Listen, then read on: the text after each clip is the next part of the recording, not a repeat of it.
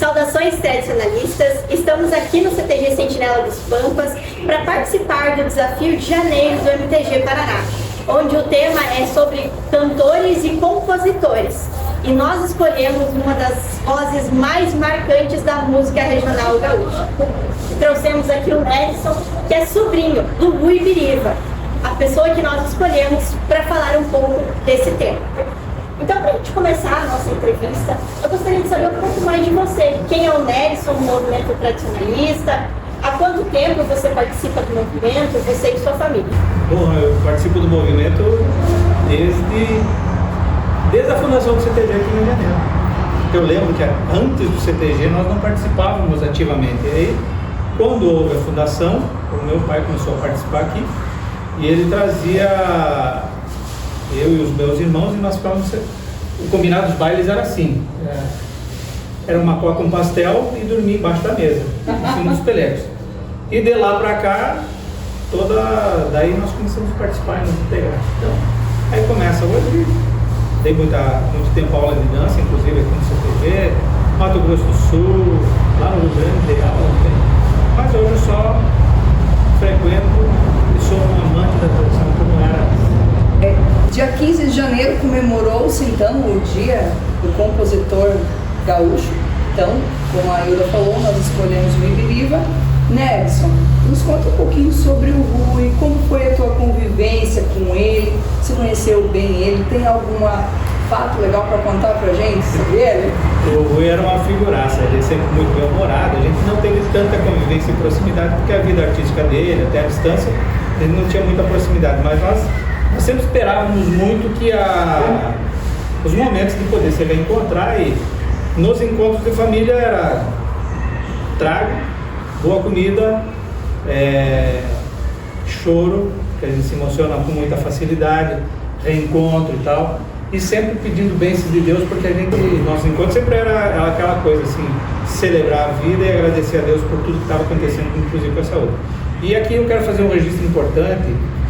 Este é o segundo momento, nesse ano, que a gente consegue revisitar a história, olhando para o Rui com esse olhar, como o CTG está nos proporcionando. Quero agradecer muito ao CTG Sentinela dos Pampas, que a gente frequenta essa casa, mas eu não esperava, primeiro, temas como foram feitos na entrada e saída, que foi organizado com a Invernada Adulta, e agora essa homenagem que vocês escolheram de novo para o Rui, que a gente começa a revisitar a história e ver quantas coisas a gente pôde viver. E eu vou contar um caso interessante da nossa juventude. Eu e o meu irmão Leandro, que vocês vão entrevistar daqui a pouco, nós éramos muito pequenos e nós chupávamos bico até uns 5, 6, 7 anos. E o Rui prometeu que se ele chegasse em casa, nós morávamos em Missal, se ele chegasse lá e pegasse nós chupando bico,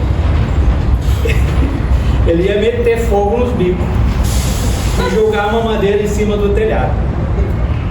A mãe sempre era muito daquele, botar panos quentes, aquela coisa toda, e um dia ele pegou a gente lá chupando e cumpriu. Ele meteu fogo nos bicos e jogou uma madeira em cima do telhado. Eu nunca me esqueço disso aí. A mãe conta, isso eu não lembro com detalhe, mas ela conta assim, eu lembro só de fragmento da memória, né? A mãe conta que eu e o Leandro choramos 3 dias a fio.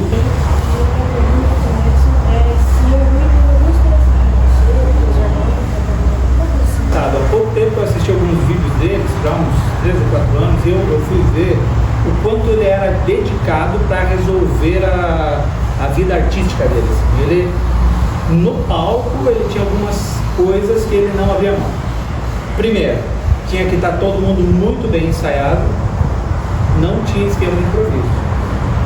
Ninguém podia beber antes das apresentações, o que foi uma grande surpresa para mim. Eu achava que ele era muito mais flexível, muito mais daquela vida que a gente conhecia no trato da família, né? Isso para mim eu falei, nossa, porque eu também sou muito regrado. Na época que eu dava aula de dança, era sempre muito disciplinado com horário, com bebida, na época dos rodeios e tal, tinha muito essa coisa. Eu falei, cara, olha como é bonito ver o profissional que a gente não conhecia, porque não convivia com ele diretamente, né?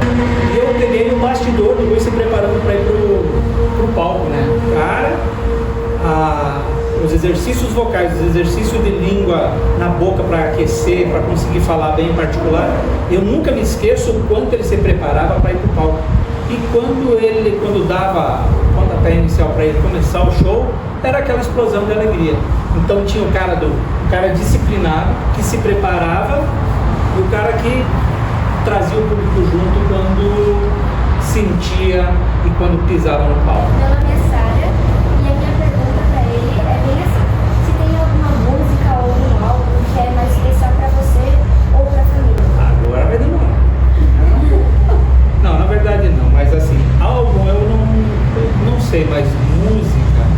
Eu tenho uma que eu gosto muito, que é Um Bom Dia, Meu Rio Grande, que é uma música que é pouco conhecida, mas eu gosto muito da energia.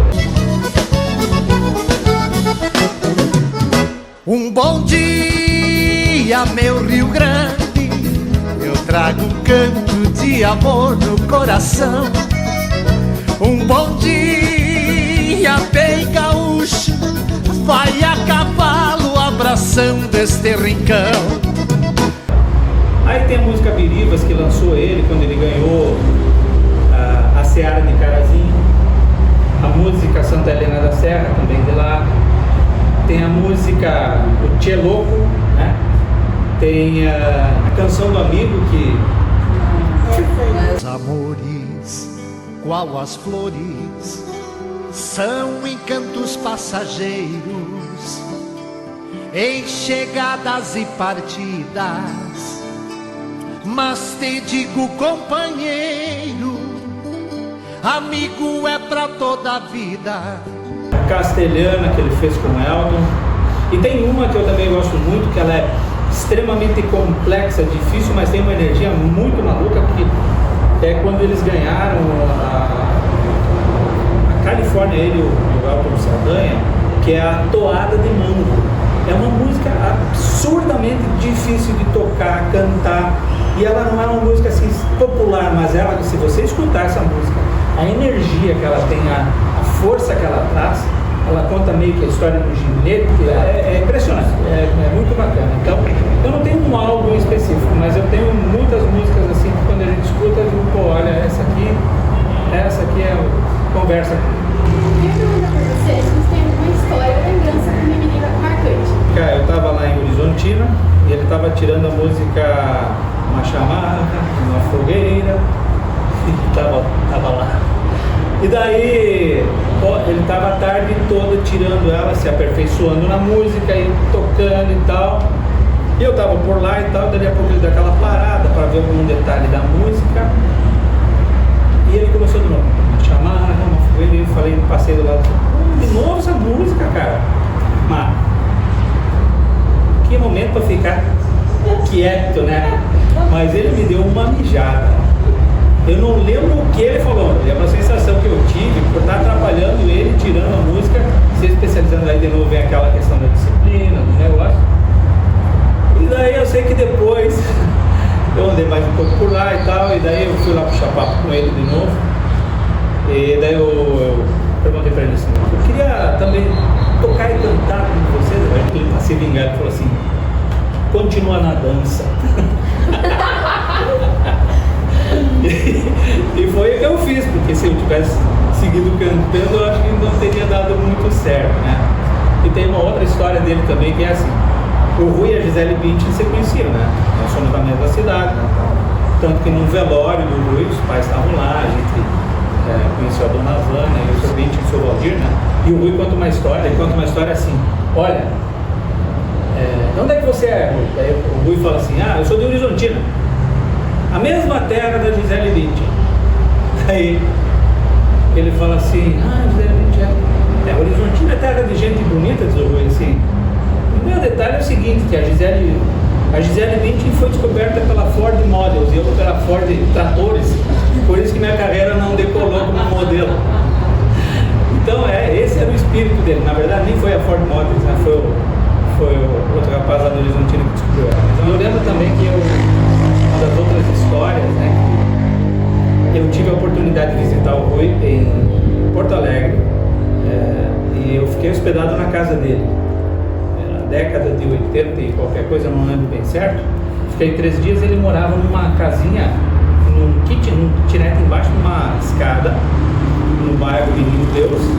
Tinha um quarto, uma cozinha, um banheiro. Começando a carreira, e ele me acolheu e tal.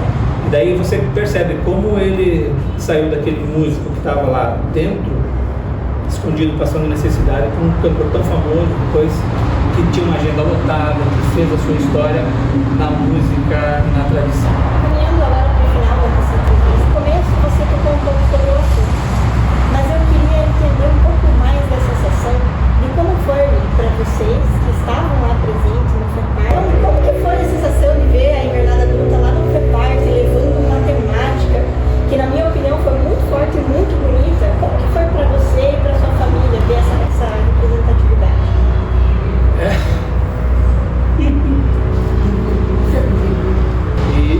E olhar para a história dançada, representada, musicalizada, tem uma força na vida da gente que eu não sabia, assim, não dá para dimensionar o que é poder sentir aquele negócio naquele momento. Então, eu quero dizer de novo, me permita pegar o presente que eu ganhei do CTG. Essa aqui foi a camiseta que o CTG fez, essa camiseta comemorativa, o nosso Rubiriba, né? É muito bacana. Eu não esperava isso. E aí a gente poder revisitar a história, ver como as coisas aconteceram ao longo do caminho foi muito importante, muito legal. Quando a Renata teve os movimentos lá e tal, nossa, daí a família acompanhando pela internet, mandando mensagem, emoções, né? Como a Priscila, a esposa dele, mandou mensagem antes pro grupo, né? Foi muito legal, muito especial. O CTG Sentinela dos Pampas, então, eu tenho uma dívida assim, de gratidão exatamente por esses 2 momentos, aquele lá e também esse de hoje, de poder estar vendo e vocês levando esse nome. E até eu lembro que foi cogitada a possibilidade de eu e os meus irmãos participarmos e levar esse banner que está aqui, né? Na hora que me convidaram, eu falei o seguinte: eu quero assistir e sentir. Foi a primeira coisa que eu pensei. Eu quero assistir e sentir tudo lá. Eu quero ter meu momento de me emocionar quietinho lá no meu canto de ó. Eu quero mostrar também para vocês isso aqui, né? Essa jaqueta que o meu pai ganhou do Rui. Essa é uma jaqueta de lona, o pessoal acho que não vai ver no vídeo aí, mas é um material muito duro. Isso fez parte do uniforme da galera. Foram feitas pouquíssimas dessas jaquetas. E uma delas ficou com o meu pai, ela tem o nome do Rui aqui no verso, não sei se o pessoal consegue perceber. Tem a bandeira do Rio Grande e do Brasil, né? E esse é um dos poucos presentes que eu tenho do Rui. Com certeza não era dele, porque ele era maiorzão do que eu, mas era uma das que ele dava para a equipe dele e para pessoas muito próximas, que era o caso do pai lá, que o pai e a mãe sempre, né, junto com a minha tia Alessi, que ainda é viva, sempre estavam presentes na vida do Rui, né? E outra coisa que eu esqueci de falar, que ainda é hábito na nossa família, que é essa. O Rui, quando ia lançar qualquer música, que ele tinha um negócio muito legal para contar para nós, ele ligava para nós. Mas nunca era no horário normal, era sempre 2, 3 horas da manhã.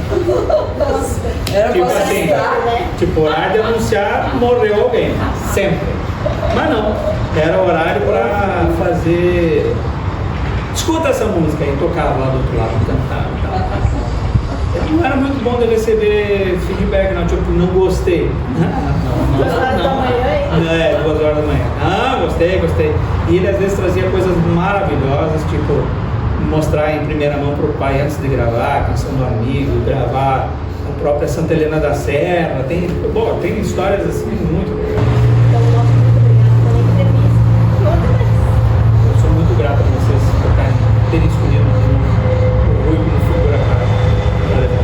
De fato, ele tem muitas características bacanas. E se você for pegar a entrevista dos músicos que trabalharam com ele, aí dá pra ver, cara, eu não fazia ideia depois, né? Depois que ele faleceu, os músicos foram dando entrevista em podcast, falei, cara, eu não fazia ideia que esse homem era tão bacana como essas histórias são contadas.